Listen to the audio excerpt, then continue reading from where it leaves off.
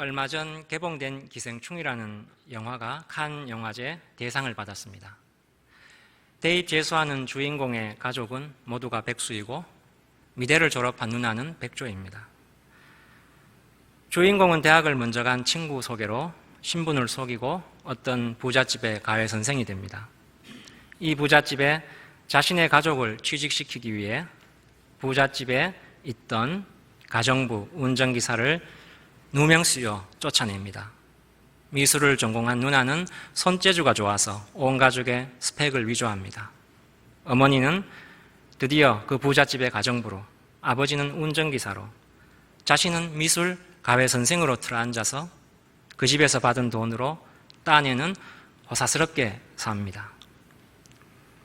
그러다가 주인공 가족이 쫓아낸 예전 이 부잣집에 기생하던 가정부 가족이 주인공 가족의 사기 위조를 알고 협박합니다. 급기야는 부잣집에 기생하던 두 가정이 서로의 약점을 잡고 부잣집에서 흘러나오는 부를 빼앗기지 않기 위해 서로 한치의 양보도 없는 싸움을 하다가 결국 이 영화는 서로가 서로를 죽이는 것으로 막을 내립니다. 이 영화는 우리 시대의 어두운 한 단면, 가진 자와 못 가진 자의 메울 수 없는 간극, 못 가진 자들 간의 양보 없는 혈투, 고착화된 새로운 신분 사회를 희화화하면서 우리 사회의 고질적 모순을 고발하고 있습니다. 그런데 저는 다르게 한번 생각해 보았습니다. 저는 이 영화를 보면서 하나님이 세상을 창조하신 목적을 모르고 자기의 욕망이 이끄는 대로 세상의 부와 세상의 가치를 쫓는 삶의 결말이 이 영화와 그리 다르지 않을 것이라는 생각이 들었습니다. 이러한 삶의 결말이 더 비극적이면 비극적일수록 세상의 부와 가치가 그만큼 우리를 옴짝달짝할 수 없게 사로잡고 있다는 반증 아니겠습니까? 어떻게 하면 거부할 수 없을 만큼 유혹적이고 파괴적인 세상의 힘을 이길 뿐더러 하나님이 원하시는 삶을 살 수 있을까요? 그것은 하나님이 우리에게 대하여 가지신 목적, 진리가 무엇인지 아는 데서 시작합니다. 성령님이 바로 하나님의 이 목적, 진리가 무엇인지 알려주고 이 목적을 향해 살 수 있도록 우리를 도와주는 분입니다. 사도행전에 따르면 예수님께서는 십자가에서 죽고 부활하여 바로 하늘로 올라가시지 않고 40일 동안 예루살렘에 머물며 제자들에게 하나님 나라에 대해 가르치셨습니다. 40일 동안 제자들과 함께한 후 이제 하늘로 올라가실 때 예수님은 제자들에게 예루살렘을 떠나지 말고 성령이 너희에게 부어질 때까지 예루살렘에서 기다리라고 당부합니다. 얼마 있지 않아 오순절에 세계 각처에 흩어져 있던 유대인이 오순절 명절을 지키러 예루살렘에 모여듭니다. 하나님의 백성이 기도할 때 하늘에서 성령이 불길처럼 사람들 위에 임합니다. 예수님이 요단강에서 세례를 받을 때 주님께 강림한 그 성령이 이제 주의 이름을 부르는 모든 사람에게 강림합니다. 저마다 성령이 충만해지고 언어가 다른데도 서로 알아듣고 놀랍니다. 이때 베드로는 모인 사람들에게 이상히 여기거나 두려워하지 말라고 합니다. 지금 일어나고 있는 이 일은 구약의 모든 예언자들이 그렇게나 고대한 것이고 예수 그리스도께서 이 일을 위하여 십자가에 죽고 부활한 것이라고 설교합니다. 이것이 바로 오순절 성령 강림 사건입니다. 드디어 구약 성서 전체가 바라던 일, 예수님이 오신 궁극적 목적이 성취되는 순간입니다. 하나님이 새 영을 우리에게 창조하시는 순간입니다. 태초에 하나님이 세상을 창조하시니라 하던 그 창조보다 더 본질적이고 더 궁극적인 창조, 새 창조가 일어난 순간인 것입니다. 우리 바깥에서 우리를 인도하시던 하나님이 우리 안에 새 영, 하나님의 영을 내주하게 하는 순간이고 우리 몸이 하나님의 거룩한 성령의 전, 성전이 되는 순간입니다. 우리 주보를 한번 보면 부활절 몇째 주, 혹은 대림절 몇째 주, 그리고 오늘 우리 주보에 나온 것처럼 오순절 몇째 주라고 합니다. 그만큼 오순절은 우리 믿음의 역사에서 매우 중요한 사건이었던 것입니다. 그러면 성령님이란 과연 어떤 분이실까요? 예수님께서는 십자가를 지시기 전 제자들과 마지막 대화를 나눕니다. 예수님이 내가 십자가에 달려 죽고 부활하여 너희를 떠나 하늘에 계신 하나님 아버지에게로 가야 한다 라고 말하니 제자들이 근심에 쌓여 하소연하듯 예수님께 되묻습니다. 주님이 십자가에 죽고 또 우리를 떠나 하늘로 올라가 버리면 우리는 어떻게 합니까? 왜 우리를 버려두고 가십니까? 그런데 예수님은 계속해서 내가 떠나가는 것이 너희에게 유익하다라고 대답합니다. 왜 그럴까요? 하나님 아버지에게로 가야만 성령을 우리에게 보내어 줄 수 있기 때문이라고 예수님이 말씀합니다. 그러니까 예수님께서 십자가에서 죽으신 이유는 우리의 죄를 없애기 위함이지만 그 궁극적 이유는 바로 성령님을 우리에게 보내는 것이라는 것이지요. 거룩한 성령님은 죄 있는 곳에는 임할 수 없기 때문에 성령님이 우리에게 내주할 수 있도록 주님께서 십자가를 지심으로 우리의 죄를 없앤 것입니다. 여기 계신 대부분의 청년 여러분은 예수님의 십자가와 부활까지만 알 것입니다. 그러나 예수님이 오신 궁극적 목적이 바로 이 새 영을 우리에게 부어주기 위해서입니다. 성령님이 우리 안에 내주하게 하기 위해서입니다. 예수님을 주님으로 고백한 모든 사람에게는 바로 이 성령님이 그 사람 안에 항상 계십니다. 왜냐하면 우리 자신이 예수님을 주님으로 고백한 것 같지만 실은 우리 안에 계신 성령님이 우리로 하여금 예수님을 주님으로 고백하게 만든 것이기 때문입니다. 그러면 예수님이 알려주는 성령님은 과연 어떤 분일까요? 16장 7절과 13절 말씀을 다시 읽어보겠습니다. 그러나 내가 너희에게 실상을 말하노니 내가 떠나가는 것이 너희에게 유익이라. 내가 떠나가지 아니하면 보혜사가 너희에게로 오시지 아니할 것이요 가면 내가 그를 너희에게로 보내리니. 그리고 이어서 13절은 그러나 진리의 성령이 오시면 그가 너희를 모든 진리 가운데로 인도하시리니 그가 스스로 말하지 않고 오직 듣는 것을 말하며 장래일을 너희에게 알리시리라 하고 있습니다. 예수님은 이 성령의 또 다른 이름, 별명이 진리의 영 보혜사라고 합니다. 진짜가 무엇인지 진리가 무엇인지 알려주기에 진리의 영이라고 하고 우리가 세상을 이기도록 도와주시기 때문에 보혜사라고 합니다. 진리를 알면 세상을 이길 수 있지 않겠습니까? 성령이 진리의 영이라고 하는데 그러면 진리의 영인 성령이 알려주는 진리란 무엇일까요? 그것은 크게 어려운 것이 아닙니다. 우리의 성품을 하나님의 성품으로 만들겠다는 것이 하나님이 세상을 새로이 창조하신 목적이고 진리의 내용이라고 성령님이 알려줍니다. 우리 청년들에게 어떤 배우자를 택할 거냐고, 배우자를 택할 때 가장 중요한 어떤 것을 꼽느냐고 물어보면 어떤 사람은 신앙을 꼽는 사람도 있고 재력을 꼽는 사람도 있겠고 외모를 보는 사람도 있겠지만은 그러나 제일 중요한 게 보는 것은 성품을 본다고 하였습니다. 사람이 신앙이 있고 재력이 있고 외모가 있더라도 성품이 영 아니면 아니지요. 배우자로서 가장 좋은 상대는 성품 아니겠습니까? 하나님도 마찬가지입니다. 우리를 볼 때 우리의 성품이 얼마나 하나님의 성품으로 바뀌었는지를 하나님은 보시는 것입니다. 그런데 인간이 어떻게 신의 성품을 가질 수 있겠습니까? 맞죠? 인간이 아무리 좋은 성품을 가져봐야 그것은 인간의 성품 아니겠습니까? 그러니 어떻게 이게 가능하겠습니까?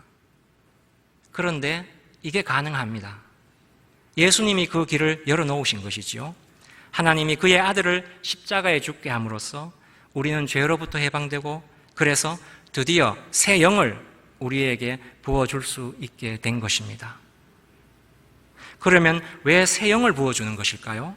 왜 우리의 문제, 우리에게 필요한 것을 주지 않고 새 영, 성령을 우리에게 부으시는 것일까요? 그것은 바로 이 새 영을 통해 우리의 성품을 신의 성품으로 변화시키기 위해서입니다. 바로 이 하나님의 영, 성령이 우리 안에 계시기 때문에 인간인 우리가 하나님의 성품을 가질 수 있게 된 것입니다. 말하자면 우리가 신적인 인간이 된 것입니다.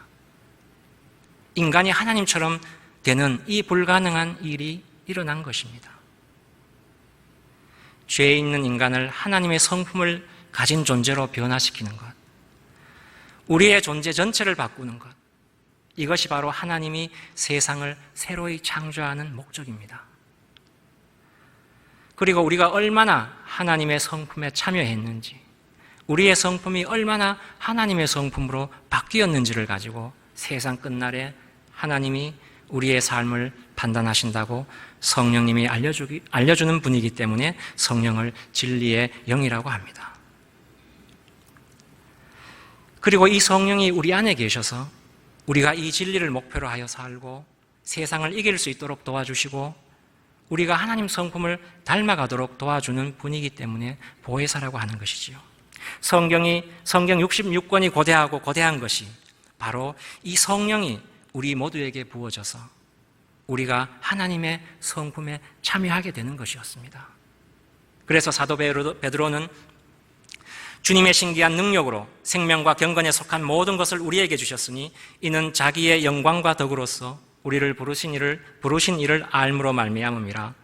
이로써 그 보배롭고 지극히 큰 약속을 우리에게 주사 이 약속으로 말미암아 너희가 정욕 때문에 세상에서 썩어질 것을 피하여 신의 신성한 성품에 참여하는 자가 되게 하려 하셨느니라 라고 말합니다. 주님의 신기한 능력으로 생명과 경건에 속한 모든 것을 우리에게 주고 우리가 하나님의 성품에 참여하는 자가 되게 했다는 것이지요. 그러면 신의 성품이란 도대체 어떤 것이겠습니까? 구약은 율법을 살인하지 말라고 합니다. 유대인은 이 말씀을 잘못 이해해서 사람을 실제로 죽이지만 않으면 되고 마음으로는 몇 번이고 저주하여 죽여도 율법을 어기지 않은 것으로 알았습니다. 예수님이 오셔서 율법을 이렇게 이해하는 것이 잘못되었음을 지적하시고 새로이 올바르게 해석해 주시며 하나님의 마음이 어떠한 것인지를 알려줍니다. 남을 미워하는 것이 곧 살인하는 것과 다를 바 없고 심지어 라가라, 미련한 자라 해도 지옥에 갈 만큼 악한 일이라고 합니다. 예수님의 이 말씀이 무엇을 뜻하겠습니까? 상대방이 나의 말, 나의 행동 때문에 마음 상했을까? 마음이 조마조마한 그것이 하나님의 성품이라는 것입니다. 나보다 못한 상대방을 나보다 높여주려고 하고 자존심이 상해도 상대방 마음이 상할까 봐 져주는 것이 하나님의 성품이라는 것이지요. 예수님이 우리를 위해 죽었듯이 남을 위해 우리가 죽는 만큼 그만큼 하나님의 성품을 갖게 되는 것 아니겠습니까? 나의 자아를 죽였을 때 내 안에 나타난 하나님의 성품, 그것이 바로 나의 성품이자 하나님 앞에서 나의 나됨이 아니겠습니까? 이것이 우리 혈기로는 안 되기 때문에 우리는 성령을 의지해서 그렇게 할 수 있는 것입니다. 세상 사람도 당연히 이와 비슷한 성품을 가질 수 있습니다. 세상 사람 역시 겸손할 수도 있고 너그러울 수도 있고 다른 사람을 배려하기도 합니다. 그러나 그것은 그들 자신에게서 나온 것이고 결국에는 자기의 의에 불과하고 자기를 꾸미는 장식품에 불과합니다. 그러나 우리의 성품은 그와는 질적으로 다른 것입니다. 우리의 성품은 우리에게서 나오지 않고 우리 안에 내주하는 성령에게서 나오기 때문입니다. 왜냐하면 우리는 예수 그리스도로 말미암아 한 번 죽고 다시 살아난 사람이기 때문에 그렇지요. 그래서 세상 사람의 성품과 같은 이름을 가진 성품이지만 질적으로 전혀 다른 종류의 성품인 것입니다. 세상 사람의 성품은 자기에게서 나오지만 우리의 성품은 하나님에게서 나오기에 우리는 세상에 있지만 세상에 속해 있지 않은 것입니다. 그런데 예수님을 믿는다고 우리가 처한 환경이나 조건이 달라지지 않습니다. 이것이 우리를 시험에 빠지게 합니다. 우리는 믿고 나서도 믿지 않은 자와 여전히 동일한 환경, 동일한 조건 가운데 있습니다. 믿고 나서도 믿기 전에 처했던 것과 여전히 똑같은 상황과 조건 아래에 있습니다. 이것이 우리를 힘들게 하고 시험에 들게 합니다. 그렇지요? 그리고 우리는 하나님께 이렇게 반문합니다. 주님, 주님의 자녀된 보상이 도대체 어디 있습니까? 도대체 믿는 자가 받는 보상이 무엇이겠습니까? 우리 믿는 자가 믿지 않는 자보다 나은 것이 무엇이겠습니까? 그것은 바로 우리에게 말씀이 있고 성령이 우리 안에 내주하고 있다는 사실입니다. 우리가 처해 있는 환경은 변함이 없으나 나의 존재가 달라졌다는 것입니다. 지속 가능성이 말씀과 뭐죠? 성령이 우리에게 있다는 이 점이 우리가 믿기 전과 다른 점이고 믿지 않는 자와 다른 점입니다. 우리는 이 본질적인 것을 소유하고 있기에 믿지 않는 자와는 전적으로 다른 차원을 살고 있는 것입니다. 시간에 국한되지도 않고 영혼에 참여하고 신의 성품에 동참하고 있고 신의 성품에 충만하게 이룰 수 있게 된 것입니다. 하나님은 우리가 처해 있는 조건, 환경을 변화시켜 줌으로써 우리에게 보상하려고 하지 않습니다. 왜냐하면 하나님은 하나님의 자녀인 우리에게 세상에 없어질 장식품으로 보상하길 원하지 않기 때문입니다. 본질적이고 영원하고 참된 것으로 우리에게 보상하고자 하고 이미 우리는 그 보상을 받고 있습니다. 그것이 무엇일까요? 이 말씀과 성령을 갖고 있는 우리는 이미 하나님의 성품을 닮아가고 있는 중입니다. 그렇기 때문에 우리는 이미 보상을 받고 있고 또 더 충만하게 받을 것입니다. 그러나 저절로 그렇게 되지는 않고 우리는 애써야 합니다. 이 점이 구원과는 다른 점이지요. 예수님의 십자가를 통한 구원은 우리의 노력과 애씀이 전혀 필요하지 않지만 성령 안에서 말씀으로 하나님의 성품에 이르도록 자라는 것은 우리가 애써야 하고 고민해야 가능한 것입니다. 바로 이것이 예수님이 우리를 세상에 남겨두고 떠나는 것이 유익하다고 하는 것에 대한 또 하나의 이유입니다. 우리에게 성령이 내주하자마자 우리의 인격과 성품이 하늘에서 툭 떨어지듯 단번에 바뀌는 게 아니기 때문입니다. 우리의 성품이 바뀌는 데는 시간이 필요하고 고민과 갈등과 고난 없이는 하나님의 성품이 만들어지지 않기 때문입니다. 그래서 우리를 세상 가운데 남겨두신 것 아니겠습니까? 고난과 갈등으로 가득 찬 이 세상이 존재하는 것도 우리의 성품을 하나님의 성품이 되도록 하기 위한 수단에 불과하지 본질적인 것이 아니라는 것이죠. 그래서 우리는 세상을 두려워할 필요가 없는 것입니다. 우리가 말씀과 성령을 가지고 세상 가운데서 갈등하고 고민함으로써 우리의 성품이 하나님의 성품으로 점점 바뀌어가는 것입니다. 우리가 우리 공동체를 소중히 여겨야 하는 이유도 바로 여기에 있습니다. 우리 공동체 속에서 갈등이 있을 수 있고 어쩌면 시기와 질투가 있을 수도 있지요. 그러나 말씀과 성령을 보상으로 주신 하나님은 이러한 갈등과 시기와 질투마저도 우리의 성품을 하나님의 성품으로 만드는 데 사용하고야 마시는 분입니다. 세상 가운데서 말씀과 성령으로 고민하는 가운데 나의 성품이 하나님의 성품으로 바뀌어가는 것, 그것 자체가 하나님이 믿는 우리에게 주는 본질적이고 영원한 보상입니다.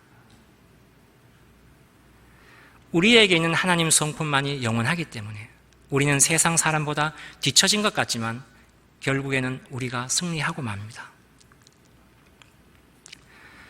성도 여러분, 그리고 무엇보다 청년 여러분, 이 세상 사람이 붙잡고자 하는 부와 명예, 자기 성취, 자랑거리는 장식품에 불과할 뿐 본질적이고 영원한 것은 나의 나됨, 나 자체 아니겠습니까? 세상 사람들은 돈, 성취가, 명예 이런 것을 추구하고 이런 것으로 보상받으려 합니다. 그러나 하나님은 우리에게 본질적인 것, 영원히 가치 있는 것으로 우리에게 보상하고자 하시고 지금도 보상하고 계십니다. 그게 바로 말씀과 성령으로 우리의 성품이 하나님의 성품으로 규경되어 가는 것입니다. 바로 우리의 성품이 하나님의 성품이 되고 그 성품이 우리의 우리됨이 되는 것입니다. 하나님은 믿는 우리에게 보상하고자 하되 세상에 있다가 없어지는 것으로가 아니라 영원하고 참된 것, 하나님의 성품으로 바뀐 우리 자체를 보상으로 주고자 하는 것입니다. 그런데 우리 대부분은 이 세상에 있는 것들을 추구하고 우리의 본질, 우리의 우리됨에는 크게 신경 쓰지 않는 것이 또한 사실입니다. 나의 나됨인 하나님의 성품이 아니라 세상에 있는 것들을 추구하고 목표로 삼고 있습니다. 우리가 일상 나누는 이야기의 내용을 보면 다 보이지요. 남에게 지지 않으려고 하고 꿀리지 않으려고 하고 체면도 어느 정도 지키는 등 세상을 준비하고 있지 않습니까? 남에게 그럴듯하게 보이는 것들, 우리를 잘 포장하고 꾸미고 내세울 수 있는 것들을 추구하고 있습니다. 세상에서 뒤지지 않으려고 우리 모두 발버둥을 치고 있습니다. 이처럼 우리 대부분은 세상에 묶여있고 세상 가치에 포로가 되어 있는 경우가 많습니다. 세상의 것으로 우리 자신을 쌓아갑니다. 그러나 성령은 이렇게 이 세상에서 쌓아온 것은 불태워 없어지고 세상 한가운데서 고민하고 갈등하는 가운데 오직 말씀과 성령으로 자라난 우리의 우리됨만이 타 없어지지 않고 영원하다고 합니다. 우리의 성품을 신의 성품으로 만들고자 하는 하나님의 새 창조의 목적을 알고 말씀과 성령으로 우리를 지어가야만 우리는 세상을 두려워하지 않고 이길 수 있습니다. 청년 여러분은 아직은 이것을 우선순위에 두고 사는 것이 쉽지 않더라도 이 사실을 한 번쯤은 생각해보고 살아야 하지 않겠습니까? 우리는 누가복음의 탕자 이야기를 잘 알고 있습니다. 아버지의 재산을 가지고 나가서 허랑방탕하게 지내다가 가진 모든 것을 잃고 돼지 쥐엄 열매를 먹으며 거렁뱅이처럼 지내던 탕자가 견디다 못해 집에 돌아옵니다. 작은 아들이 집으로 돌아오자 아버지는 너무 기뻐서 잔치를 베풉니다. 형이 잔치 소리를 듣고 아버지에게 화를 냅니다. 나는 집에서 굳은 일을 다하고 아버지의 명을 어긴 적이 없는데 그런 나를 위해서는 잔치 한 번 안 벌이더니 어째서 창기와 함께 재산을 말아먹은 동생이 돌아왔다고 잔치를 베풉니까? 형의 분기가 하늘을 찌릅니다. 둘째 아들을 본 아버지의 마음도 애잔하겠지만 돌아온 동생을 받아들이지 못하는 맏아들을 본 아버지의 마음 또한 얼마나 더 안타깝겠습니까? 맏아들이 왜 안타깝습니까? 하나님의 말씀과 성령으로 자라나서 동생을 불쌍히 여길 만큼 하나님의 성품으로 성장하고 마음이 넓어졌어야 되는데 아버지 옆에 있으면서도 말씀과 성령이 있음에도 자라나지 못했기에 아버지가 안타까워하는 것입니다. 하나님이 말씀과 성령을 주어도 우리가 가까이 하고 애를 써야 하나님의 성품에 다가갈 수 있는 것입니다. 특히 여기 계신 청년 여러분, 결단하셔야 됩니다. 돈, 성취, 명예 이런 장식품을 줬다가 세상에 끌려다니다가 죽을 것인가?